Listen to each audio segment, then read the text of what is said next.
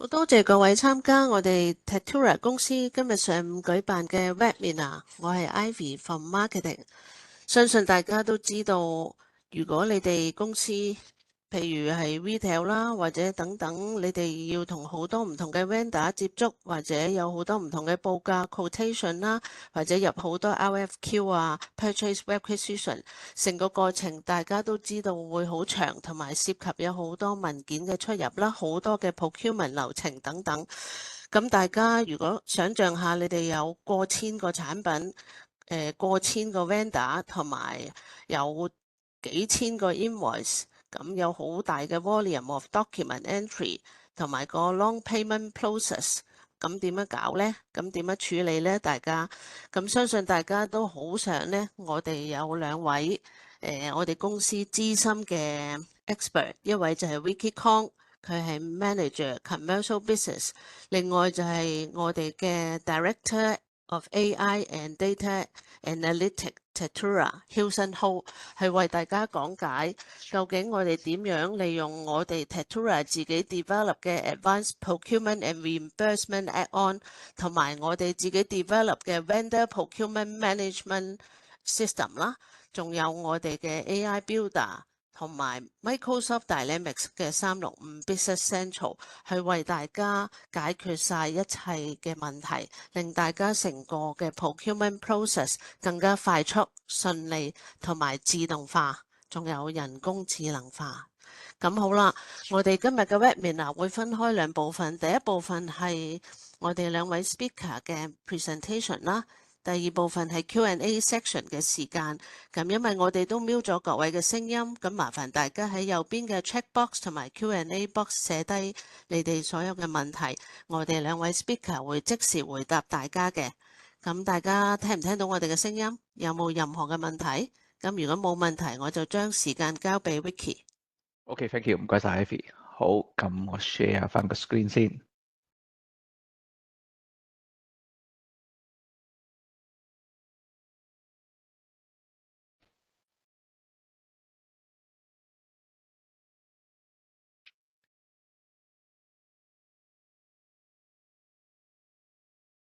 好，咁好多謝大家參加今日嘅 webinar 啦嚇。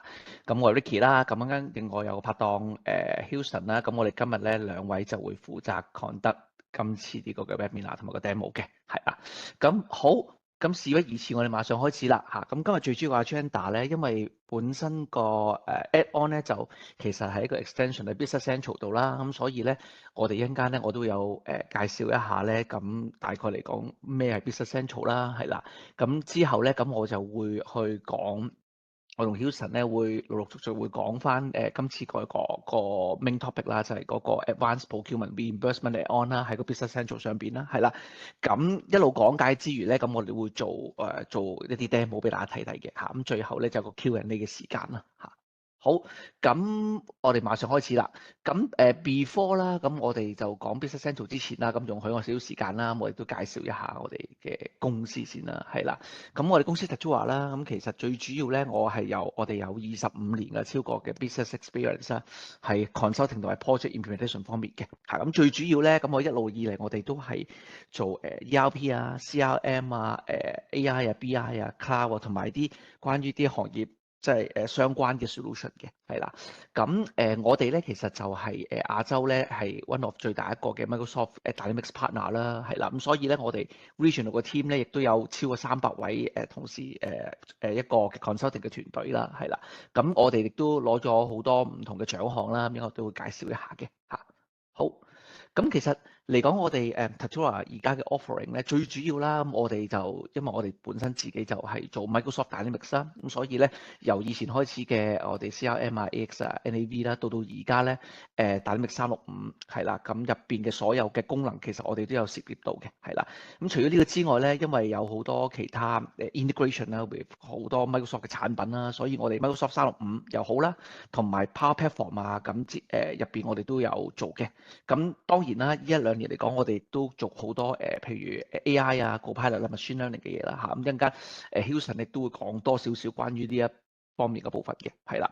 咁你見到右手邊其實我哋最主要咧，我哋除咗我哋做一個 standard 嘅產品之外咧，我哋都做好多唔同一啲 industry 嘅 solution 嘅。咁即係我哋有譬如有加盟啊、jewelry 啊、retail 啊、HR 啊、property sales 啊、property management 啊、fundraising 啊，所以有好多唔同嘅 add-on 咧，我哋自己標喺上邊嘅。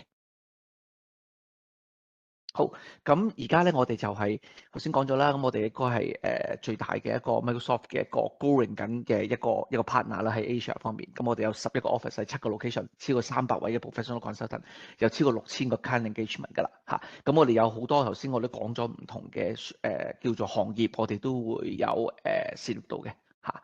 咁我哋其實一路以嚟咧都有攞咗好多唔同 Microsoft 嘅獎項啦。咁其實咧 Microsoft 有一個 Top Dynamics Partner 啦。其實我哋基本上咧就咁多年咧，我哋都係囊括咗嘅。咁直至到上年都係啦，係啦。咁亦都係咧 Microsoft 咧，亦都佢 Global 咧有一個特獎項啦，叫 Inner Circle 啦，係 Top 1% Partner 先會有嘅。咁我哋喺2018-19至到2021-22啊、23啊、24啊都有囊括咗呢個獎項㗎啦。好，咁跟住落嚟咧，咁我諗啊俾少時間咧，咁因為今日都有一個部分係關於 AI 啊，同埋啲 data analytic 嘅嘢嘅，咁我交俾我 partner Houston 就講翻佢個department 啊，同埋佢大概嚟講會做啲乜嘢啊？好，thank you 麻煩 Ricky 你啊， Houston。咁我係 Houston 啦咁我係 Director of AI and Data Analytics 啦。咁咧，我哋除咗香港之外，其實我哋都 serve 到有唔同嘅地方嘅，例如台灣啦、日本啦、China 都有我哋嘅 local 嘅 business analyst 啦。咁而我哋香港就會作為我哋 AI and data 嘅開發嘅地方。咁其實頭先都有提及過少少，我哋有好多 AI、machine learning，甚至乎做 BI、做 data warehouse、lakehouse、data lake 嚇，或者做 automation、robot、chatbot 呢啲我哋都有嘅，係啦。咁當然如果如果你真係未有太多 idea 嘅，可能就我哋都可以幫手去同你哋一齊去 co-develop AI and data strategy 啦，一個純 consulting 嘅 service 啦，係啦。咁下一張 slide 咧，我就係一個我哋嘅 team 嘅架構，亦都會有一啲我哋常用嘅工具啦。咁我諗，如果大家都會explore 緊 Microsoft 嘅話咧，可能你都會聽過好多 Fabric 啊、Power Automate 啊、Copilot Studio 啊、Machine Learning 啊、Data Factory 啊、Azure AI Service 啊、OpenAI 啊呢一紮啦嚇。咁我哋通常做 data project 或者 AI project，我哋都會有我哋自己嘅 data scientist、data engineer 咧一齊參與在內嘅。咁通常我亦都會as 一個 data architect 或者 PM 嘅 role 啦，就去參與唔同嘅大大小小嘅 project 啦。咁我哋再下一版咧，我哋就會去講解下，其實即係我哋個 structure 咧，我哋有好多唔同 service 嘅。咁其實亦都喺Microsoft 嘅AI 嘅環境裏面咧，其實有好多好多唔同工具。確實咧，如果要客戶自己去揾嘅話咧嚇，自己去揀嘅話，或者甚至乎要諗埋個 architecture 咧，其實確實係有啲難度嘅嚇，因為工具實在太多，每個工具咧亦都可能好 similar 嘅，即係同一個功能，可能你會揾到兩三個工具都做到。咁點揀咧？咁其實佢哋係唔同定位，或者都係有少少唔同嘅設計。OK，咁我呢個我就唔詳細講啦。今日我哋就 focus 多啲喺 BC 度。咁再下一張 slide 咧，其實就係講緊一個 coming soon 嘅嘢啦。咁我哋其實都會有一個 Intelligent Retail Suite 嘅工具嚇。咁我知道今日都有啲係零售嘅朋友嘅嚇，咁可能你就大概了解下啦。咁下一張 slide 其實就係再下一張 slide 就係講緊我哋會有一啲唔同嘅 role 嚇，即係每個崗位佢都會有個 BI dashboard，而且亦都係冚咗好多 AI 嘅元素喺入邊。咁再 click 多下咧，就會有一個我哋嘅sample 嚇，即係例如好似一個假設我係一個 store manager，我就會有個 tablet，就會睇到我啲 inventory，我啲 predicted demand，我而家個庫存加埋個demand，加埋今日會收到貨嘅數量，都仲有 difference 咧，我點樣去處理咧？或者個 replenishment plan AI 可唔可以幫我作埋出嚟？咁我就睇兩睇，OK 就 go ahead 咧嚇。咁我哋就會有好多呢啲咁嘅元素嘅，係啦。咁再下張 slide 咧，我哋就會交翻俾阿 Ricky 啦。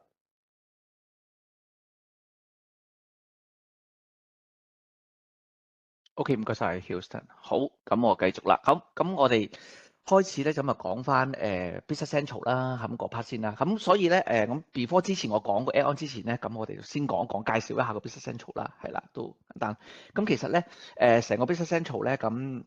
係一個integrate 咗個 ERP system 啦，係啦，咁我哋入邊會有一個全面嘅 financial management 啦，另外就有 sales 啦、supply chain 啦、service management 啦、operation 即係 manufacturing 啦，同埋個 project management 嘅。咁所以基本上咧，由生產到好似前台嘅銷售咧，咁其實都係包含咗入邊㗎啦嚇。咁當然啦，呢度就比較 detail 少少，可以講翻，大概嚟講有啲咩啦。咁其實會 support 到所有我哋叫做 intercompany 啊、multi company 啊、budgeting 啊，喺 sales 同埋個成個inventory 有 warehouse 裏邊去到 supply chain 由入貨去到出貨，咁基本上咧所有嘅倉管咧喺個 Business Central 度咧都係可以做得晒㗎啦。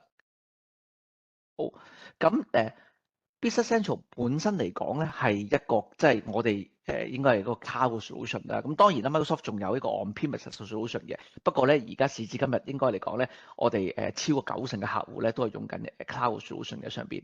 咁唯一有 cloud solution 咧，其實基本上個 integration 咧會 Microsoft 365啦、Power Platform 啦，同埋 Azure 上邊咧，其實都已經係接合得好好㗎啦嚇。咁所以咧，基本上就係如果我哋有個 Business Central 要做啲 workflow 嘅嘢，咁我哋可以透過Power Platform 啦，咁入邊嘅譬如Power Automate 啊，或者如果我哋做啲 app 嘅嘢，可以透過 Power App 啊、Power Page 啊，咁如果 Power 要做啲 BI 嘅嘢，可以透過 Power BI 啊嚇。咁連埋就係如果你日常嘅運作工具，譬如啲 Word 啊、Excel 啊、Team 啊、Outlook 啊，咁其實佢都有 integration 喺入邊㗎啦。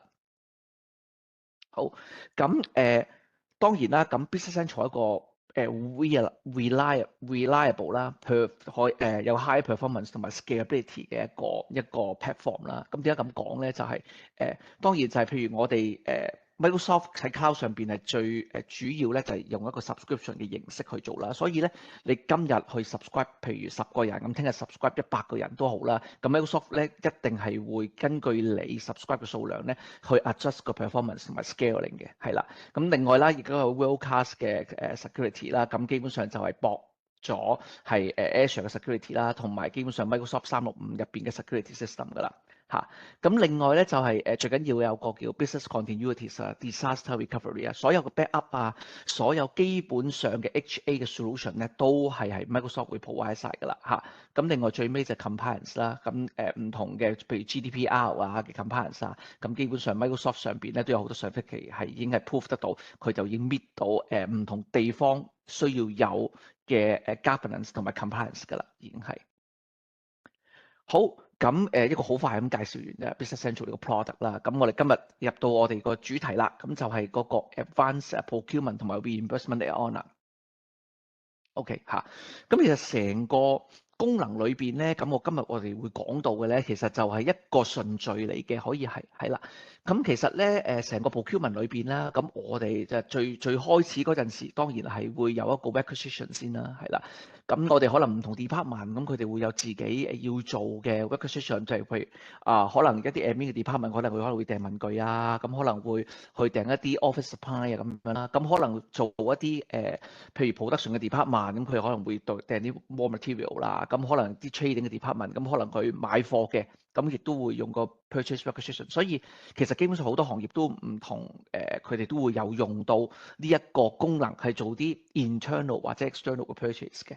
好，咁 extend 到即係當然啦，我哋好多時都會講到，喂，咁究竟佢過唔過 budget 啊？明明佢有貨喺自己度喎，點解佢又繼續買咧？咁所以咧，成個 purchase requisition 咧就會聯到咧，就係譬如唔同 department 有佢嘅 budget control 啦，同埋 inventory control 入邊嘅。咁當然啦，有 purchase requisition，我哋會下一步咧就最簡單，原來我做完啦，就變成一張 purchase order，咁我就可以出街啦，係啦。咁但係好多時咧，有唔同嘅公司有唔同公司嘅 policy 啦，有啲公司就可能我要變成一張 contract，有啲公司可能我要變成 RFQ，係啦。咁變成 RFQ 即係 request for quotation 啦，咁即係話去揾唔同 supplier 啊，可能要去報價啦。咁唔同報價，咁當然啦就會係最近以前嘅方法通常我哋都有講，咁咪 send 翻個 email 俾唔同嘅 supplier 叫佢報咯，係啦。咁當然而家就我哋直接可以抌落去個 vendor management portal，咁俾個 portal 裏邊，咁就每一個 vendor 能夠收得到，我哋有個 request for quotation 要求佢報價喺佢限定嘅時間之內，咁要去入翻晒啲 information 咧，咁佢就可以成功報到價啦。咁所有呢啲 information 我哋會 keep check 嘅。咁當然啦，係之後就去到譬如我哋真正個 vendor 要俾 invoice 嗰陣時啦，咁點樣我哋可以去將個 vendor 嘅 invoice 去 capture 入嚟，唔需要人手入咧？係啦。另外就係以前如果有 order 有 receipt，咁點樣可以將 vendor 將 invoice 去 match 翻咧？係啦。咁最後咧就係如果有一啲譬如員工去代買嘅譬如日常要去做一啲 internal purchase 嘅，佢未必會透過 purchase requisition 嘅。咁會唔會有啲另外一啲方法？譬如個員工有 expenses claim，咁其實佢都係可以去做翻類似相同嘅嘢嘅。好，咁今次咧，我哋會用一個譬如一個形式，即係簡單啲就咁我哋譬如有一個頭先阿 Ivy 都講咗，通常嚟講 retail 就可能會啦，譬如我 say for example 一個 global retail group，我哋個 background 就係例如佢有超過5000個產品，有300個 supplier，有好多唔同 invoice， 3000張 invoice 啦，咁咧有唔同類型嘅 language 啦，係啦，咁你其實入到嚟好多同事需要負責呢一紮嘅 information 嘅，咁個 pain point 就係譬如好多 system 嘅 process 啦，因為你有唔同嘅佢要去 verification 啦，要去 check 要去入咁之後有好多條 line 啦，係啦，咁所以有好多 high volume 嘅 manual data entry，咁有好多唔同嘅 duplicate data 喺唔同 system 嗰度出現嘅，係啦，咁變相嚟講咧個 process 會好慢啦，咁令到咧你去成個由我哋叫 procure to pay 成個流程咧就會延長好多時間啦。OK， 好。咁我哋點樣去做呢一個咧？咁我哋首先咧，咁我哋就會話第一個先啦。第一個就係 purchase requisition 嘅步驟啦，係啦。咁喺呢個 L 裏邊，咁我哋成個 purchase requisition 咧，咁第一有可以唔同 user、唔同 location department 都可以 create 自己嘅 purchase requisition 啦，係啦。咁佢哋好簡單，可以 filter 啲唔同 category揀唔同嘅 item 咁樣啦。咁我哋做嗰陣時咧，會俾一啲 location 嘅 inventory 俾翻啲 user。頭先我咁講咧，就係喂啲 user 係唔係都可能會走去咁我落單先啦。呢個其實我唔會睇一睇咁個 system 有冇，或者睇一睇 inventory 個倉有冇嘅喎。咁佢就會去 make 呢個 purchase request 嘅咯。咁所以我哋要俾翻啲 reference 佢，係啦。咁另外咧就係make purchase request 都唔會即係話佢如果有50-60樣嘅嘢要打，咁佢其實可能佢一次過，譬如好似一個 retail store 咁，可能佢買好多嘢嘅，係啦，可能say for example佢 fraction 嘅咁我有好多，譬如我要買膠袋紙袋咁另外可能係一啲 gift 可能係一啲衣架可能另外一啲嘅譬如尺whatever 嘅嘢，咁好多嘅要去訂，尤其是譬如如果餐飲更加多啲 consumable 嘅 item 啦。咁嘅話，佢如果逐個每一次都要自己打就好辛苦啦嚇。咁所以我哋俾佢咧就咁一個 listing 去 key 個 quantity 嘅，可以係。咁亦都 provide 一個 budget 嘅 summary 俾佢做 reference 嘅，係啦。咁所以咧佢哋可以 check 到唔同 department 究竟今年啦或者今個月有幾多 budget 可以繼續用嚇。咁做完晒啦，其實我哋有個 workflow 會 provide 俾你。咁 workflow 我哋就會經過 Power Automate 啦。咁所以咧 approve 咗嘅嗰個叫做purchase requisition 咧，最後又可以 gen 好多唔同嘅嘢啦，直接將 PO 啦，做一啲 purchase contract 啦，或者我哋做 RFQ 都得嘅嚇。好，咁講到呢度咧，咁我亦都去一去個 system 咧 show 翻俾大家睇一睇，究竟大概係點樣樣啦。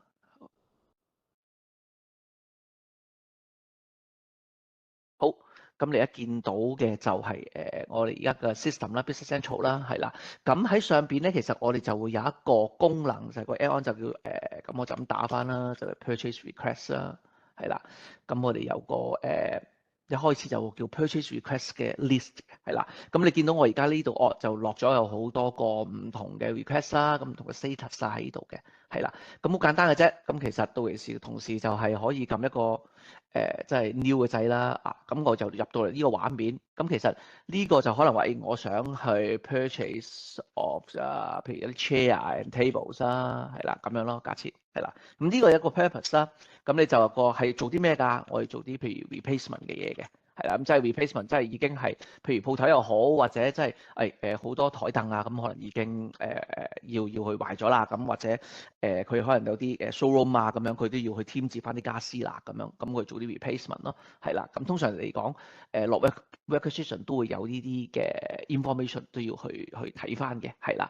咁譬如我落去邊個 location 嘅咧？咁我可能去落一個 main 嘅 warehouse 度啦，邊個 department 啦，咁好緊要。譬如我係一個 admin 嘅 department，係啦。當你一撳完個 department department 之後咧，喺右手邊就會反映翻咧嗰個 purchase requisition budget 喺2024年啦之前啦個 budget，咁個 budget 嘅 amount 有45萬係 for 佢哋嘅。咁佢之前咧其實就冇用過喎，亦都冇 commit 過。commit 係咩咧？即係你落咗啲 purchase 嘅 order，咁但係就未送貨。咁但係當然啦，你唔可以係咁落，但係又繼續會有啲 budget 喺度噶嘛。咁所以咧佢會扣定你先㗎啦嚇。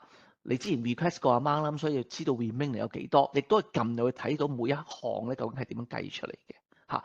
咁譬如如果有 call centre 嘅，你可以我有特別嘅 call centre 咁可以擺落去啦，係啦。咁呢個咧其實係我哋一啲嘅 analysis code 嚟嘅，你可能未必係用 department，你可以用 division 或者你係唔係用 call centre 可以用一個 team 嘅形式都得嘅嚇，或者用一個 cat 譬如一啲嘅 budget 嘅 department 啦都可以擺落去嘅嚇。好。咁我哋呢度最簡單方法咧，就譬如我可以 filter 啲 category 嘅最快，就係我想要 filter 咧，我係凳嘅類別，咁啊全部出嚟都係凳啦，係啦，或者你 filter item 啦。如果你話我唔 filter 任何一樣嘢都冇問題，咁咪一次過出晒所有嘢出嚟咯嚇。咁 save example 啦，我而家淨係要我就係啲台凳，我要啲chair 啦，最簡單係啦。咁佢即時見到咧，我而家手頭上咧，我喺公司裏邊可以去買得嘅台凳咧，我 inventory 我自己嘅 department，我而家存貨幾多？有100張凳喎，呢個有15張喎，咁我仲其實我係想 replace 啲嘅啫，咁啊好簡單。我要多5張，我要多5張讓呢樣嘢啦，或者要10張係 for 呢一隻凳，咁其實打嘅啫，即係你變相嚟講就好似一個點心紙咁，你去執啦，係啦。咁當然啦，我哋都可以 save 定一啲嘅 template，咁基本上咧就係一 call 出嚟嗰陣時就我一定係每一個時間都係訂呢啲㗎啦嚇，咁都可以。咁但喺呢度嚟講咧，喺右手邊咧，你會見到咧就係譬如say 個 expected quantity 你要幾多啦，係啦。咁如果你譬如佢本身亦都有一個 price 定咗喺度嘅話咧，咁其實佢就會 show 俾你睇，譬如呢啲係200蚊一張，呢啲係150蚊一張，咁呢啲係300蚊。咁呢個咧就睇下公司有冇 set up 到嗰個pricing 嘅啫，係啦。咁亦都佢有一啲叫做 item vendor catalog 嘅，即係咩咧？嗱，其實你呢啲咧有一個 default 嘅 vendor 咧係可以俾你去即係話俾你聽嗱，呢個就係定咗 default 嘅 vendor。當然啦，有冇其他 vendor 咧？原來喺呢度撳入去咧就有3個 vendor 都可以同時 provide 呢樣嘢嘅。咁當然你可以去選擇。咁因為點解會咁做咧？有機會就係話，其實我哋公司落呢個 purchase requisition，通常嚟講有啲 department佢哋買啲嘢咧，都係揀呢3個 vendor 其中一個。總之我知道邊個 vendor可以 provide 得到，我揀就 OK 㗎啦嚇。咁當然啦，如果你話唔係，我每一樣嘢高過幾多錢，我一定要經過個 RFQ 㗎啦嚇。咁嘅話咧，咁你呢啲當然啦，你可以唔使理佢啦嚇。咁所以睇翻唔同嘅部門或者唔同公司嘅 policy 咧，就可以去點樣去運用呢樣嘢咯嚇。當我哋做咗呢樣嘢之後，其實當然啦，你有任何 attachment 嘅，你可以擺翻啲 attachment 落去啦，包括咗譬如你話有啲 supporting document，喂，咁我哋 replacement 都可能要話俾你聽，喂，有啲已經係過幾多年啊，呢啲又已經係壞咗啊，咁有啲相可能影咗啊，咁擺度都可以嘅，有啲 notes 啊或者 link 啊，你都可以咁樣都可以 attach 上去嘅嚇。當然做呢個之後咧，如果你開放咗個 approval request 咧，咁你可以 send approval request 啦喺度，咁啊等唔同嘅人department 嘅同事去批啦。咁呢個就 depends on 你哋嗰個 policy 亦都係啦。譬如高過幾多錢就要有呢個 requisition 嘅審批啊，定還是唔係嘅？我任何一張咧都要 department head 之後 division head 去批㗎啦嚇，亦都冇問題。咁最緊要就係呢度咧，亦都係一個比較即係簡單啲係啦。咁而家 status 就 open 嘅，咁就俾大家去即係入翻一個purchase request 嘅啫嚇。咁好啦，咁之後咧，其實咧我哋下一個動作咧就會可以去到咧有個叫做 function。咁其實我哋好簡單，我可以咧去 gen 一個叫做 PO。咁即係話，如果我直接去做㗎啦，我唔需要去再有任何嘅 RFQ 嘅情況底下㗎啦。呢個已經批咗啦。咁我咪 generate 一個 PO 咯，咁嘅話我可以直接就變成 purchase order，咁我繼續去之後就send 翻俾個vendor 啊，咁之後再進行收貨咁樣咯，係啦。咁但係亦都有一啲情況底下咧，你喺呢度唔係買 item 嘅嚇，或者你係買啲 service 嘅，咁有啲咩情況咧？譬如我假設就係你鋪頭要訂，譬如訂水咁樣啦，咁你譬如屈臣氏嘅水機，咁要訂樽裝水，係啦，或者有啲 consumable 又或者係我哋叫做我定時定候咧都要去消毒啊 cleaning service 咁樣，咁你可以揀一個功能叫 generate 一個 purchase contract 嘅，咁 purchase contract 咧就係一個譬如全年嘅 contract，假設嗰個vendor 咧就會有一個定價，仲定好咗啦。譬如你樽裝水咧就係講緊25蚊一支，假設咁樣先啦嚇。咁25蚊一支咧，咁即係話咧到期時咧，你 generate 張 purchase contract 咧，即係你下一次就唔使再做 requisition 㗎啦。咁咧就係話你要訂嗰陣時咧，就純粹話我根據呢張 contract 話我要去同佢攞貨。咁個用途係咩咧？就可能個 contract 裏邊咧可以幫你叫做 mark 低咗啦，究竟佢嗰個 vendor 係俾咗，即係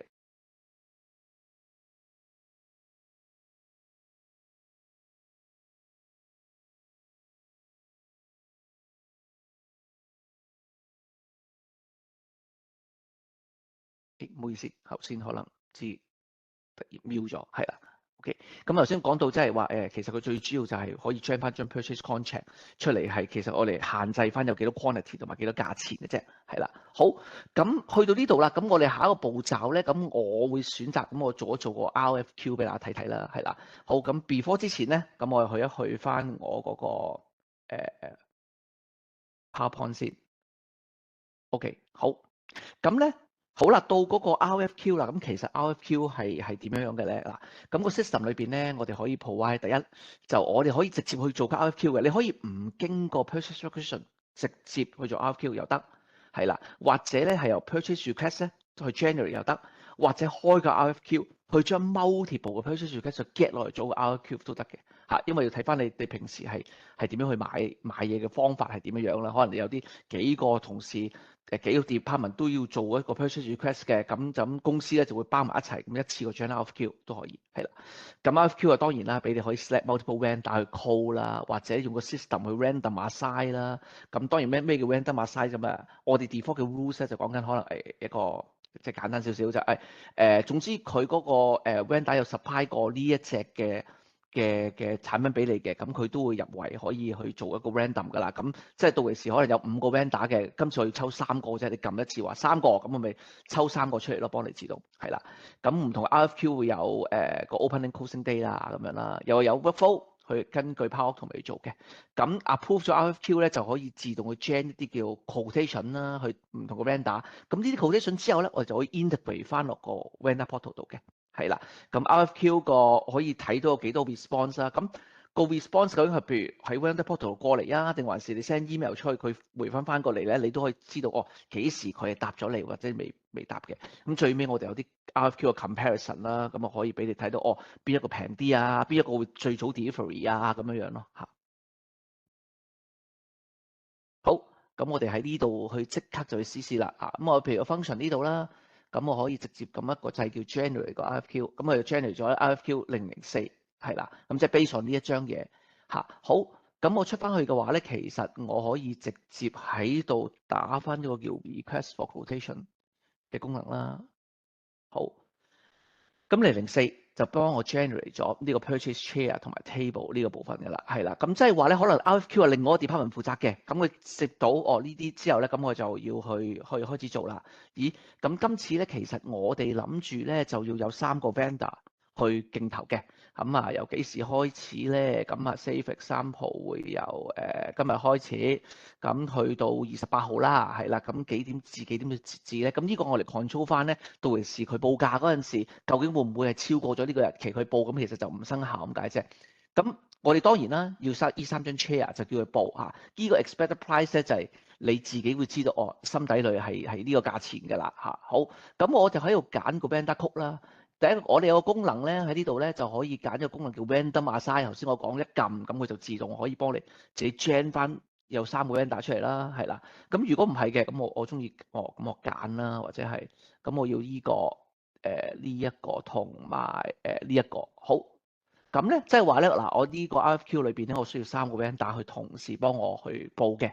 咁下一個動作點做？當然你又可以 send approval 啦，係啦，又係。咁喺呢度我哋要做嘅動作咧，就係、其實我哋撳一個 action 嘅功能啦，係啦。咁我咧就去撳一個叫做 create purchase quotation 咁樣嘅，係啦。咁咩意思咧？其實咧，如果我哋冇呢個 add on 嘅功能咧，其實咧個user 咧係可以一開始做嗰陣時咧就做一個 purchase code 就 send 俾個 vendor。咁當然逐個啦就問佢，你呢三日 item 幾多？咁只不過我哋而家咧就統一喺個 RFQ 度一次過撳 create 嗰陣時咧。佢就會自動幫我咧就 create 晒3張 code generate 咗喺呢度，叫做9、10同埋11啦，係啦。咁所以咧，我哋而家喺呢度，譬如我撳一個功能叫做show generate 咗個 code 咧，咁我就會喺呢度見到呢度呢3張啦，係啦。咁呢3張咧，如果我哋要做咁點咧？咁你可以當然啦，你可以撳入去呢一張度。咁其實3張嘅內容都會係一樣嘅，只不過係唔同嘅 vendor。咁入邊咧都係講緊呢3隻 item 咁解嘅，係啦。咁當然呢啲嘅 information 咧就係、如果你就咁喺呢度，我話咁我可以點樣做咧？咁我當然係可以撳一個掣，咁撳一個叫 pin 俾個 vendor 又得，或者你撳 send 去 email，咁即係話你 send 去嗰個 vendor 嘅 email 度啦，咁要求佢做一個報價啦。係啦，咁呢個就係嗰個流程。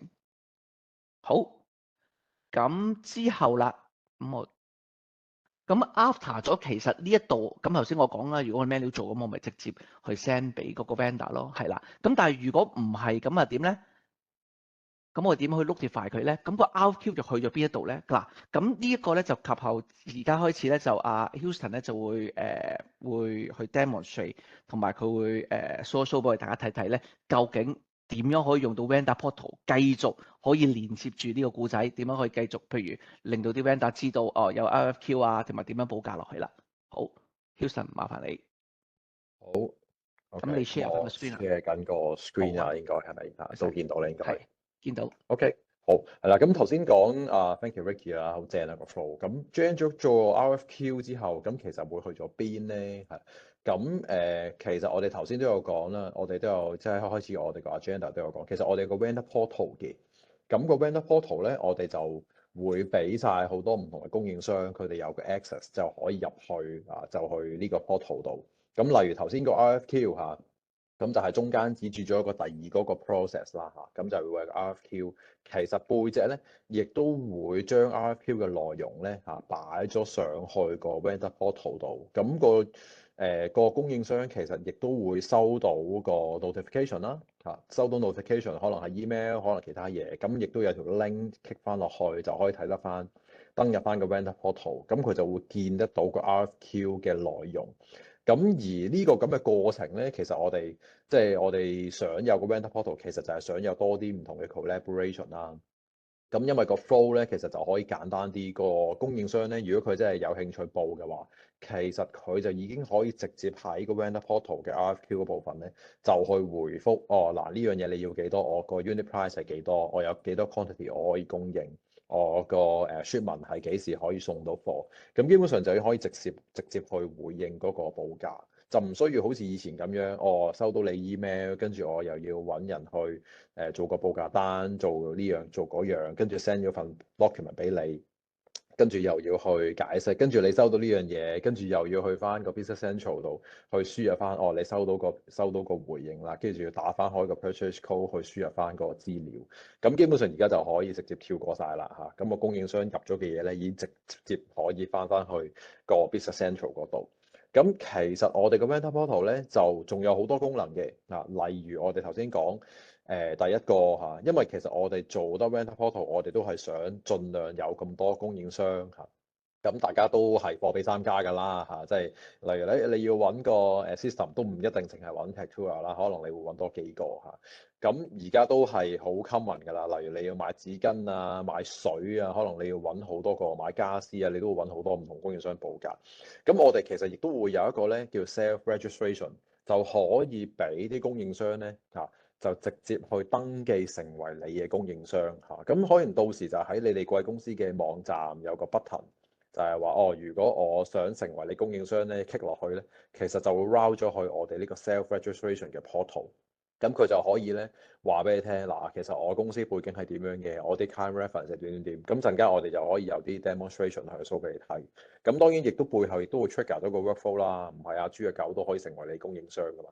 佢最多就係申請啊，咁但係後邊就係都會經過你嘅 approval 啊，咁而呢個 approval 亦都可以喺個 vendor portal 裏面去做到晒，甚至乎我哋之前有啲客就話哦唔係㗎，我 approve 之前我都仲可能要做啲 site visit 啦，做啲 evaluation 啦，做各樣嘢，我都係喺個 vendor portal 裏面去做好晒。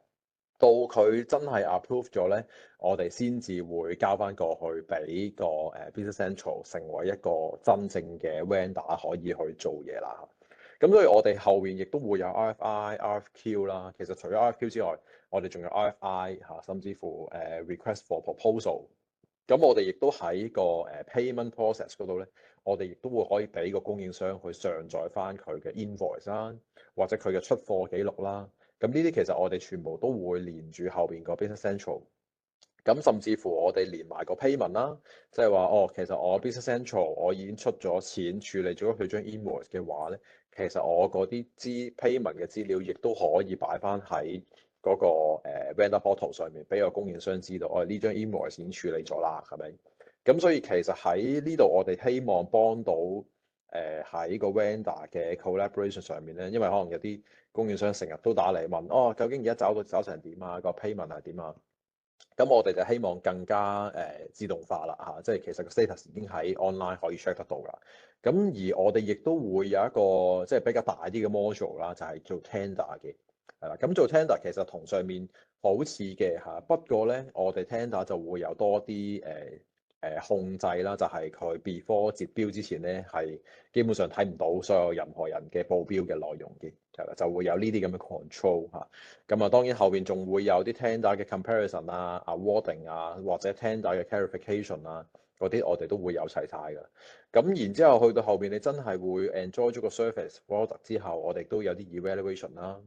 咁因為之前都有好多唔少公司就話我哋會做啲 vendor evaluation 嘅，咁跟住由 off system 去做咧，咁其實又唔係幾理想啦。咁所以我哋基本上而家成個配套都係配合翻成個同供應商之間所有嘅 communication 啊，即係我哋希望咧，全部你同供應商嘅 communication 都係 through 個 vendor portal，令到好多嘢咧都係有一個 digitization 啊，令到佢係可以 automate。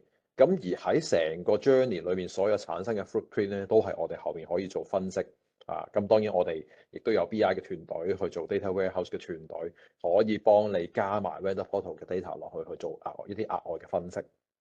咁所以其實成個 journey 咧，就係由最前期嘅 registration 登記開始。咁其實我哋中間仲有一個叫 onboarding 嘅嚇，即係佢成為我供應商之後咧，我可能仲會有好多 communication 同佢講嗱，同我做生意咧就有啲咩 compliance 啊，有啲乜嘢嘅NDA 啊，有好多啲條款啊，要喺上面去確認嘅，或者佢間公司如果要交貨俾我咧，佢公司要有啲乜嘢 ISO 嘅標準啊，喺文件嘅格式啊要點樣，我有好多嘢可能要同佢溝通嘅，有個 onboarding process 我哋就會有埋喺上邊㗎啦。咁所以喺成個 process 咧一路去到最尾嚇，我哋都係可以好完整咁去 track 晒嚇。咁當然咧，其實我哋今日同阿 Ricky 一齊咧，就係想講我哋呢個 vendor portal 其實同 ERP 已經係可以好 closely integrated 㗎啦。咁所以其實成個 flow 嚇，你話哦，我個 RFQ 喺 BC 做完之後又 send 翻過嚟我哋呢一度咧我哋係可以睇得到嘅嚇。咁而甚至乎你嗰啲 purchase order 喺你個 ERP 裏面 create 咗，其實我哋亦都係會掉翻過去個 RP 度掉翻過去個 vendor portal 度去通知你個 vendor，喂，我已經 award 咗 send 咗 PO 俾你，你可以喺 vendor portal 去下載翻嚟就去做嘢嚇。咁然之後佢做嘢可能去到 delivery，亦都可以喺 vendor portal 上面上載翻佢送貨記錄啦，或者佢有順豐 track record 嗰啲 tracking reference DHL 嗰啲 tracking reference 都可以上載翻，甚至乎將送貨嘅記錄個 packing 嘅 information 都全部入翻晒喺上邊嚇。咁所以咧，甚至乎你將來喺個 PO 裏喺個 ERP 裏邊嘅收貨咧，基本上都係已經可能個供應商幫你填好晒，你只係需要咧可能執一執佢所入嘅嘢係咪啱嚇，咁已經做好晒。到你真正收到貨嘅時候，嗰個 data entry 就可以再減少啲啦嚇。咁當然啦，喺成個流程裡面嚇，供應商佢可能比較吸引嘅就係個 invoicing 啦嚇，即係同你做生意，我幫你做咁多嘢，係咪可以找數快啲㗎？係咪可以找數準確啲㗎嚇？咁所以其實有好多嘢咧，如果要同供應商對數咧，基本上我哋都有晒足跡喺呢一度。咁所以喺整個流程裏面咧，其實個 benefit to 個 vendor 咧都係有一啲好大嘅好處嘅嚇。即係例如可能我哋有啲客啦，就係開始會同個供應商講，喂，你想我找數找快啲，就麻煩你用我個 vendor portal 啦，係啦。用我個 vendor portal 嗰啲咧係會有優先嘅嚇，其餘咧就找數都係有次一輪㗎啦咁。something like that 嚇。咁所以其實我都係講緊一個 collaboration 啦，大家互惠互利啦嚇。我就其實有好多 screen 嘅嚇，咁我就暫時都唔講，我就好快咁樣跳過啦。跟住我陣間我就喺個 system 裏面去補充俾大家睇下。咁而其實我哋呢一個嘅vendor portal 咧，我哋個 deployment 咧，其實我哋個 license 同或者我哋個收費就同 Business Central 有少少唔一樣嘅，因為 vendor portal 可能如果你就好似頭先嗰個retail global 嘅 retail group 咁樣，可能你係有300個 vendor 嘅，咁我哋係唔需要 count 你300個 vendor 嘅 license 嘅，係啦，因為我哋呢個 platform 咧，我哋係會 deploy 喺 Azure 嘅 Kubernetes Service 啊，咁 which 係一個 Linux base 嘅OS 啦嚇，咁而亦都配翻一隻 Azure SQL。咁我哋亦都俾埋個 source code 嚟嘅嚇，因為呢個 vendor portal 其實係我哋一個全新嘅系列 Tectura 嘅 Tailor Solution 嘅線嘅系列啦嚇，咁佢其中一個 product 就係我哋個 vendor portal 啊，咁所以喺呢個咁嘅做法裏面咧，我哋因為始終佢都要對外啦，對 vendor 啦，所以係有啲界面上面嘅設計啊，操作上面嘅設計咧，我哋都會同你有啲 tailor 嘅元素嘅。係啦，咁呢度我就暫時跳一跳過去個 system 裏面啦，咁我哋就可以去 show 俾你睇下。咁我而家 show 緊個界面咧，就係我哋嗰個vendor portal 係啦。咁你會見到其實我有個vendor registration 嘅list 啦嚇，即係如果我係一個公司嚇，我係Tectura 公司，我原來喺呢個 list 裏面咧，我見到有幾間公司咧想同我去做一個 self registration 嚇，咁我打開嚟睇咧，我就會見到原來某某公司申請咗啲乜嘢咩人嚇，佢係咩背景，咁我哋就可以去做一啲 approval status 嚇，去行後邊嘅 approval flow 嚇。咁當然仲有好多嘢嘅嚇，例如我已經同 BC 嗰邊去 communicate 嚇，駁好晒 approve 咗之後啦。咁其實都會有一個甚至乎我想做啲inspection 嘅嚇，我想咧同佢去睇下驗廠嚇，或者驗下睇下佢 office，睇下佢啲 compliance 夠唔夠嚇。咁呢啲我哋都可以俾個同事咧自己去輸入翻嚇，即係例如我做完個 site visit 之後啦，佢個 factory 嘅 facility 嘅 inspection 係點樣？佢有冇一啲SOP 啊？有冇啲行業嘅 industrial practice 係做緊咧嚇，咁ethical 嘅嘢啦，例如我哋之前有啲客就係佢要去驗廠，而就驗咩驗 ethics 啊，睇下佢有冇請啲童工啊，有冇超長工時啊，有冇連續幾多日都冇放過假嘅同事啊，類似呢啲啊，咁所以有好多嘢我哋可以喺呢度再補充嘅。咁然之後，亦都會有個 vendor onboarding 啦嘅 process 啦，我哋會有啲 agreement 要佢簽啦。咁甚至乎你話唔係淨係一條 agreement，我要去幫手睇片嘅，有啲職安健嘅video 要佢睇，睇完之後有個細 quiz 要佢做啊，confirm 佢 qualify 某啲嘢嚇都可以。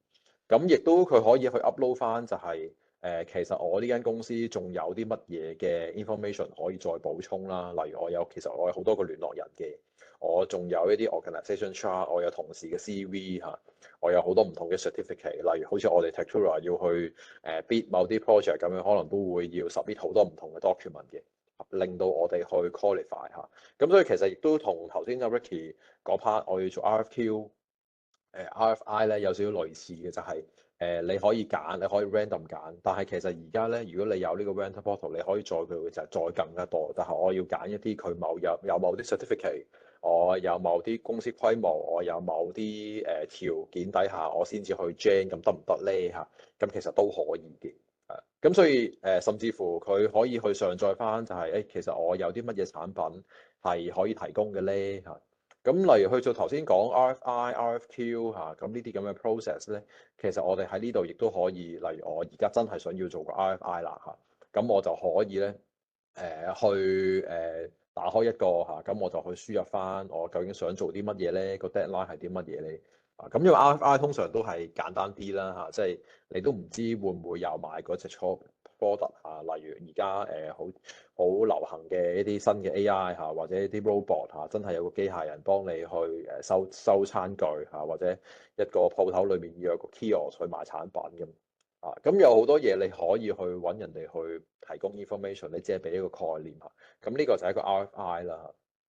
咁 RFQ 就可能真係複雜啲啦，就同頭先 Ricky 講嘅就會多少少啦嚇。我哋可以咧直接將Business Central 收到嘅 RFQ 就可以擺喺呢度嚇，將你要嘅詳盡嘅資訊咧就擺晒喺度。咁當然仲可能有好多 documentation 啦，例如我今次 RFQ 係要做裝修咁可能我有啲 floor plan 啊，我有啲 specification，我有啲 compliance 我要佢跟嘅嚇，咁我就將所有嗰啲 requirement 擺晒喺呢一度嚇。咁所以我哋都可以去睇得到，究竟而家有啲咩供應商佢係 upload 咗佢嘅 RFI 咧嚇，有冇 response 咗 submit 咗嘅 RFQ 可以望下咧？咁你就會見得到有好多。咁所以咧，咁其實呢啲 feel 有多有少咧，我哋都係可以再加。咁因為我哋其實都主力係會去搏一個 ERP 啦。咁 BC 係 one of 咁當然你話唔係喎，我仲有其他品牌嘅 ERP 我都需要搏喎，都可以嘅。咁甚至乎我哋喺 BC 收到嘅purchase order，我想喺呢度去睇得翻嚇。咁你都會見得到晒嚇。當然我哋呢度就始終唔係話要去真係一個 execution system 啦，我哋都係話俾個供應商聽，喂，你有 PO 收到嚇，咁我哋就係將呢啲主要嘅 information 有用嘅 information 先帶過嚟嚇，即係一啲純粹 system data 咧，我哋就唔攞過嚟啦嚇。咁你會見到有header 有 line 咁樣，咁去到後邊啦，供應商亦都可以將佢哋嘅供貨記錄嚇，就係啲 shipment details 啊，shipment 嘅 item 啊，對應邊隻 item 對應你邊張 PO，佢嗰啲 packing 啊，有啲乜嘢相啊，例如有啲公司佢可能大陸廠出咗貨，要影張相，影住隻貨櫃上咗鎖嚇。類似有呢啲咁嘅圖片咧，我哋都可以擺晒喺度。咁甚至乎你話，我有啲tracking number 嘅喎，我係用某某公司，佢有個順豐編號嘅嚇，我一 click 落去就會打開咗去咗順豐咁樣。咁呢啲都係可以嘅嚇。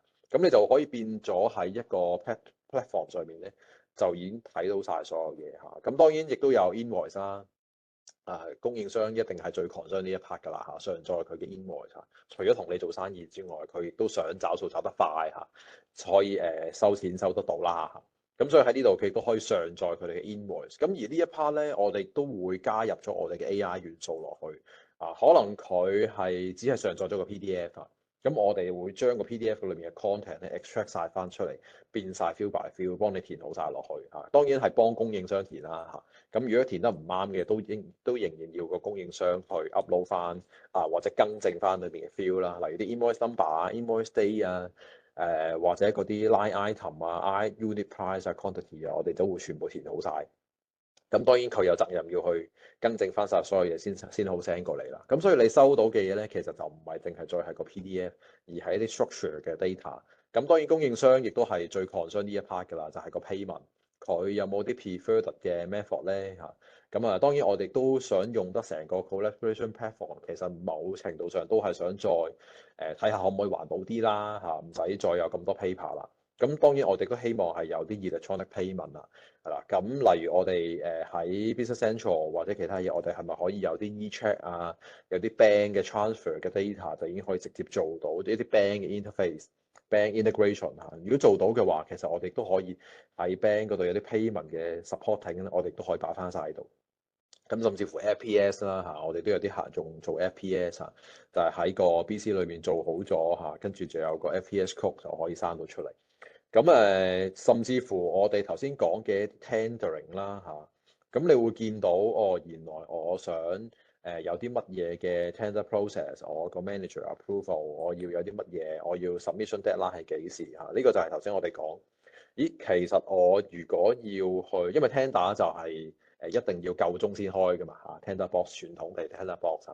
咁咁所以呢個我哋一個 online 嘅 e-tendering 其實都係一樣㗎啦，我哋都會 set 好咗，只要佢係 release 咗出街嘅 tender，咁 before 佢 deadline 之前咧，就任何人都開唔到㗎啦嚇。咁一定要佢即係除非有個 admin 去 close 咗話呢個 tender 我唔做啦，咁先打得開，或者夠個鐘我先打得開啦嚇。咁所以我哋會有成個唔同嘅 process 嘅嚇 tender 嘅 clarification 啊，你收咗之後，究竟嗰啲供應商有冇收到啦，或者喺個 policy 上面我哋容唔容許個供應商遲交啦嚇，有啲俾，有啲唔俾嚇。咁亦都有啲 clarification 嘅。係啦，即係你收到個 tender 之後，可能你都再想同呢個供應商有啲 communication，亦都想要公平嘅，將嗰啲 clarification 咧，亦都會 send 翻晒俾咁多個唔同嘅有份 bid 嘅人嚇。咁呢啲我哋都會有埋㗎啦嚇。咁當然亦都會有個 evaluation 啦。evaluation 你會見到就係對應呢個咁嘅 tender response 啊，究竟佢有冇 comply 啦，有冇啲 compliance 啦，係咪最低 bid，係咪最高 bid 啦？呢啲我哋 auto cal 㗎啦。咁當然亦都有一啲好 intangible qualitative 嘅嘢咧，就需要 user 去幫手填啊。例如你啲評分標準係點樣，1分到5分，究竟評核呢個vendor tender 嘅時候，嗰個人咧究竟佢 suggest 定係話佢唔好not recommended 嘅嚇？會唔會有呢啲嘢嚇？或者評核呢個樣嘢嘅時候，會唔會有啲 conflict of interest 嚇？咁如果有嘅話，佢都要 declare 啦。咁令到成件事係相對公平好多嚇。最尾先至係個 awarding 嚇，award 俾邊一個嚇？咁award 嘅時候，究竟係 award 嗰個咩價錢啦嚇？咁當然 award 完之後，亦都係會喺個 vendor portal 通知佢，喂，你中咗標啦，咁幾時要開波啦，做嘢啦咁。咁呢啲我哋都會有齊晒㗎啦。OK 啊，咁所以呢個咧就一個好簡單嘅介紹啦。咁我就翻去 PowerPoint 嗰度嚇。頭先我哋嗰個係我哋一個 vendor portal，我哋用一個 TTS 去做出嚟嘅產品。咁接下落嚟，其實我仲有2樣嘢去講嘅，不過可能就未必有太多時間嚇。咁我就長話短説。第一個就係個 expense management 嚇，頭先都Ricky 都有講㗎啦。喺個 Business Central 裏面，其實可能我哋有好多 employee 嘅 expense 嚇係要做嘅嚇。咁我哋其實喺 PC 裏面都做咗個 add-on 咧，就係可以俾同事去 submit 佢哋嘅 expense 嚇。咁亦都可以喺 mobile app 啦嚇，喺 mobile app 上面 download 翻個 Dynamics Business Central 嘅 mobile app，咁其實就會有嗰個mobile app 界面。咁有 mobile app 界面有個咩好處咧嚇？咁揾得我去講就係因為有 AI 元素啦嚇。咁因為個 app 咧，其實你只需要影張相，話翻俾佢聽，我係餐飲，係啦，好似呢度咁樣，我個 expense type 係啲乜嘢。咁基本上其他嘢你就唔使填㗎啦嚇，因為咧我哋個 AI 已經係將香港一啲常用嘅連鎖店啦嚇，常用嘅連鎖嘅快餐店啊、酒樓啊嘅一啲數據咧，我哋都 train 咗個 model 㗎啦嚇。咁你需要揀餐飲，跟住影張相係啦，影張相。咁跟住我哋嘅 AI 就會幫你去 extract 晒究竟佢咩餐廳、咩地址、交易日期、金額係幾多嚇。然之後就幫你填咗落去個 expense cam 度嚇。咁當然亦都會行翻個 approval 啦嚇。咁呢個就走唔甩㗎啦嚇。咁而我哋亦都會有一個嘅呢度我跳少少啦係。咁而如果我喺個tablet 上面做得唔得咧嚇，都得嘅。頭先嗰個就係 mobile 界面啦。咁呢一個咧就係喺個tablet 嘅界面嚇。咁 tablet 界面其實同你喺 Business Central 個操作界面類似嘅，不過都會有少少唔一樣嚇。咁但係你會見到咧，其實我哋有俾2個 option 你嘅嚇，因為咧你都唔一定要用 AI 嘅嚇。你話咁簡單，我唔啦，我叫同事直接入就得㗎啦。咁佢影張相嚇，或者佢喺手機up import 張相又得嚇，或者你會見到所以 tick 咧有2個 button 嘅，有 tick 或者 tick with OCR 嚇。咁有 OCR 就係會有埋個 AI 啦嚇。咁所以我哋就會例如 Hong Kong Taxi 咁樣嚇。咁只要你影張的士單咧，基本上我哋就會認咗佢個車牌 number 啊、上車時間、落車時間、日期，跟住行咗幾多公里，有冇附加費嚇，跟住然之後 total 張的士係幾多錢，就會全部幫你 extract 晒呢啲出嚟㗎啦嚇。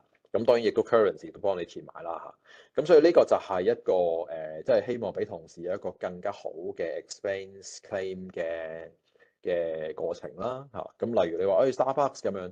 咁基本上我哋都可以幫你 extract 晒食啲咩嘅內容㗎啦嚇。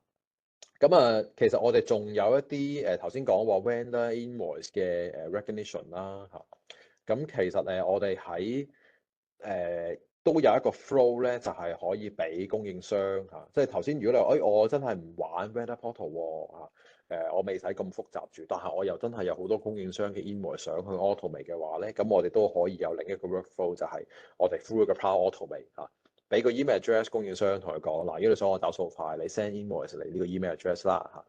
咁甚至乎當然，如果有啲係未去到咁進階嘅話咧，我哋就可能要收到 email，將個 PDF 擺喺個 SharePoint 度嚇，或者擺喺個 OneDrive 度，跟住我哋個 Power Automate 都可以定期去 read 佢有冇新 file 啦嚇。咁所以我哋其中一個 case 就係一間醫院啦，咁佢每個月可能有3000張 invoice，就500個 vendor。需要喺一個好短時間裏面咧去入嘅嚇。其實如果你計翻數咧，3000張 invoice 一個人，其實佢平均只有3分鐘要入完一張 invoice 基本上係不眠不休，廁所都冇得去，所以冇得飲，咁先做到呢個咁嘅速度啊。咁當然揾佢去做當然係好啦嚇。嗱，如果呢個同事病咗又點咧嚇？基本上就會積壓咗，所以令到佢哋咧有好多積壓咗嘅 invoice 啊。咁積壓咗嘅 invoice 咧又找唔到數，供應商就 stop supply 嚇，咁所以其實係一個幾大嘅問題嚟嘅嚇。咁所以背脊其實我哋做 OCR 做 AI 個 part 咧，我哋都係用緊 Azure 嘅 Document Intelligence 嘅。亦都有 Preview 同 Custom 啦。咁呢個我諗時間關係就唔太複雜講啦嚇。而 Barcode 亦都係可以認到嘅嚇。咁所以例如喺一啲之前見到國內嘅invoice 啊，或者而家都好興啦，就係其實張 invoice 上面已經有 QR code，係將所有嘅 details 咧擺晒落去嚇。咁基本上你讀佢咧就可以讀到晒所有嘢。咁當然甚至乎我哋喺Azure 嘅 Document Intelligence，我哋可以去 custom train。如果你有啲供應商嘅 invoice 係古靈精怪嘅嚇，我哋可以喺佢收集多啲呢個供應商嘅 invoice 嚇，跟住然之後教識個 AI 點樣去讀嚇，咁所以你個 AI 都係可以認到啲古靈精怪 invoice 嘅。咁當然除咗 invoice 都可以認到其他 document 啦，唔一定係 invoice 嘅。係啦，咁所以喺頭先我哋個 reimbursement process 裏面咧，其實我哋都有想再做得勁啲嘅嚇。頭先我哋嗰啲 OCR 嘅結果咧，其實我哋都會落咗去 Business Central 嘅嚇。即係如果你唔係行 Weather Portal 嗰個 flow 啦嚇，咁係行一個最基本嚇，即係收 invoice 嘅格式嚇。收 invoice，然之後做完 OCR，我哋就會入咗去個 BC 裡面嘅地方嚇。咁 user 咧要做啲咩咧嚇？從以前去 enter invoice 咧，變成為今日就係去 verify 張 invoice 就得㗎啦嚇。咁我哋會話晒俾佢聽邊啲 field 係高危嘅，邊啲 field 認唔到嘅嚇，邊啲 field 係 confidence 係比較低啲嘅，有顏色嘅，咁佢就要去認下啦嚇。咁例如呢個亦都係一個 real case 嚟嘅。基本上咧成張 invoice 咧，即係佢都好靚睇嘅，基本上係全部100%嘅 field 都係啱晒嚇。咁當然啦，如果你張 invoice 係古怪嘅，或者咧佢嗰啲日子係寫得好衰嘅嚇，2月5號咁2斜到5咁就算㗎啦咁。咁究竟係5月2號定2月5號咧嚇？其實都係好難辨認，所以 OCR 就只能夠係一個幫 user 去輸入嘅工具嚇，user 都仍然要幫手去做下 verification 嘅。OK，咁甚至乎你話做 three-way matching 得唔得咧嚇？我哋都可以做到㗎啦嚇，因為頭先我哋將 invoice 收到，咁入咗去 BC 嘅話，其實我哋都可以去辨認埋究竟佢係唔係有 PO，係咪有收貨嚇？咁嗰啲 quantity 啊，全部都要去對啦嚇。咁所以個 logic 咧，基本上我哋都已經係標好咗㗎啦嚇。咁所以你會見到喺 BC 裏面咧，其實我哋有個 type 嘅。嗱，咁呢度我就都直接入去個Business Central 去 show 俾大家睇個界面啦嚇。咁例如我喺呢度咧，我有好多係經過個 automation fit 入嚟嘅 data 嚇。咁只需要我打翻開，我就可以望到原來呢張 invoice 裡面個 content 係啲乜嘢嚟嘅。咁你會見到個 type 咧，其實我哋有幾隻嘅，我哋可以淨係 create 個 invoice。咁但係可能有啲公司就係原來佢之前出咗 PO 嘅喎，我要做 three-way matching 喎咁我就要揀 matching 啦。咁佢就會識得對應你張 PO number，然之後佢將 PO 嘅 outstanding quantity 啊，睇下你而家收貨記錄收咗幾多啊，而家嘅收貨記錄係咪同 invoice 匹配啊嚇？咁我哋就會去幫手去做呢樣嘢㗎啦。咁當然你亦都可以去行個 approval 啦。咁當然如果呢個extraction 嘅結果係唔啱使嘅，user 亦都可以打翻開去做個 editing 睇下 field by field 去改啦嚇。咁呢個就當然係視乎你嗰個供應商嘅頻率有幾高啦。如果嗰個供應商一年係好多張 invoice 嘅，而啲 invoice 又古靈精怪嘅嚇，咁我哋都可以做啲 model fine tuning 去教識個 AI 點樣去認呢張咁嘅 invoice 嚇。咁而頭先提及過嘅一個expense claim 嚇，咁其實我哋都會有個 expense claim 嘅 list 喺度嚇。咁呢個就係手動喺 Business Central 去輸入啦嚇，就唔係 through 個 Business Central 嘅 mobile app 或者 tablet 嘅 app 嚇。咁所以做法都係一樣㗎啦嚇，你只需要去撳個 tick 或者 tick with OCR 嚇，咁啲 information 就幫你填好晒，然之後你只需要行翻後邊嘅 approval，OK 嚇。咁所以我哋嗰個嘅content 啊，我哋今日個主題啦嚇，就係希望去幫大家做到一個advanced 嘅 procurement。喺成個 procurement 每一個環節，我哋都希望照顧晒嚇，由最源頭去攞資料或者 registration 嚇，一路去到俾錢 collaboration 嚇，我哋都係有齊晒嚇。咁啊，所以喺呢個 moment 咧，我哋就睇下大家有冇啲乜嘢嘅問題啦嚇。咁你可以喺個 chat 嗰度咧，就去輸入你哋嘅 question 係啦。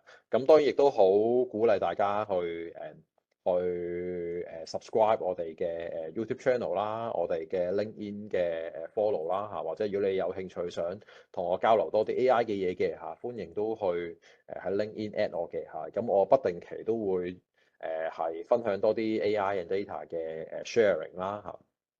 咁啊，大家都可以歡迎去同我交流下，或者甚至乎有啲客人咧中意揾我去幫手做下白老鼠，試下啲新嘢嘅嚇，咁啊我都好有 interest 嘅嚇，咁你可以咧去揾我嚇，去傾下，睇下有冇啲好有趣嘅嘢，大家可以研究下啦嚇。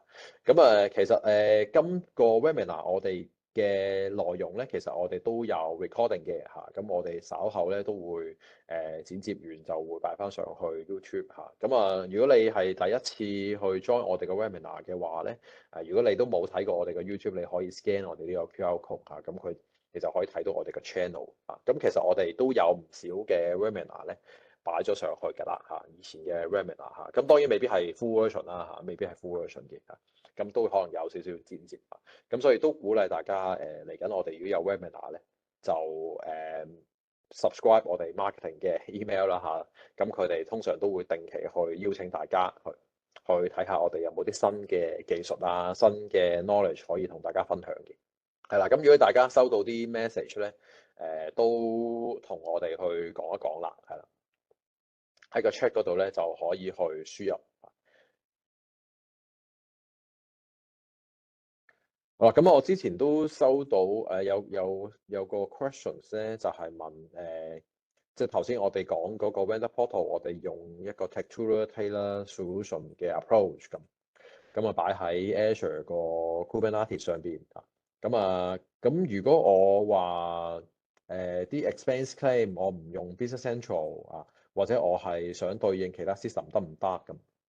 咁其實叫得做 Tectura Tailor Solution 咧，咁基本上就係度身訂造㗎啦嚇，咁只需要你講得出 requirement 嚇，咁我哋嘅 consultant 亦都會同你一齊去 work out，究竟你哋想點樣 design，我哋都會俾少少 idea 你哋究竟應該點樣 design 會好啲啦，或者我點樣可以去做得到嚇，咁而我哋叫佢 TTS 啦，Tectura Tailor Solution 啊，咁其實佢本身就係一個我哋揀 Azure Kubernetes 就係因為我哋希望佢係可以行得好快嘅嚇，因為佢係好 lightweight 嘅，佢背後係 container base 係喺 Linux 上邊嚇，咁所以佢係可以運行嗰個速度咧嚇，係可以比我哋好多唔同嘅 system 再快好多嚇，所以咧佢亦都係比較適合。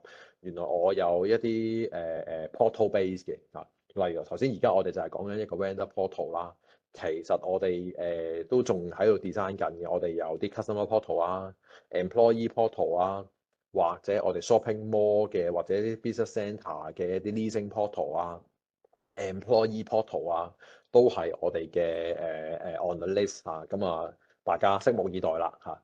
咁啊，頭先亦都有講過啦，就係我哋都會有個 Intelligent Retail Suite 都係 coming soon 嚇，咁啊預計應該係 Q2 左右啦嚇，大家就會有陸陸續續會收到我哋一啲通知嚇，咁睇下會唔會喺我哋下一個 Webinar 有機會同大家去再介紹下啦嚇。好，咁如果冇嘅話咧，我就或者暫時將個時間交翻俾 Ivy 啦。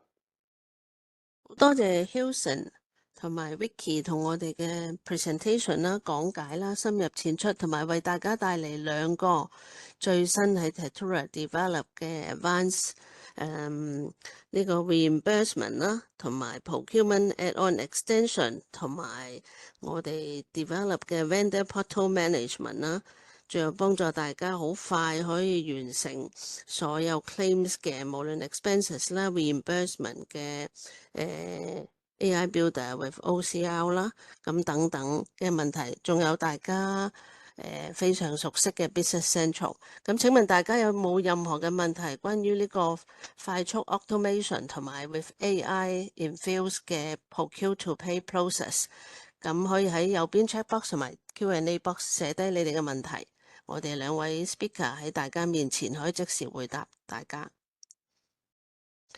咁如果大家未有任何問題，唔緊要，咁大家可以隨時聯絡我哋 Tatura Hong Kong Marketing， 電話係21110218，21110218，咁或者 send email 俾我哋 hk.marketing@tatura.com，hk.marketing@tatura.com， 我哋歡迎大家隨時同我哋交流，同埋同我哋查詢今日有關 presentation 同埋有關嘅產品。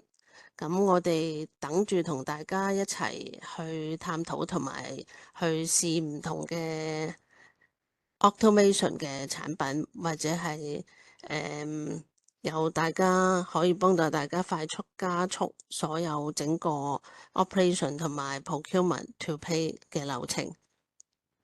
咁另外我哋嚟緊會有好多嘅市場活動，我同埋會同大家介紹我哋唔同嘅產品同埋方案，去配合大家唔同嘅業務需要。咁我哋會陸續邀請大家參加嘅，有任何嘅問題隨時非常之歡迎聯絡我哋 Tatura， 聯絡我哋 Hong Kong Marketing。咁今日我哋非常多謝大家參加我哋 Tatura 公司今日上午舉辦嘅 Webinar，祝大家週末愉快，身體健康，拜拜。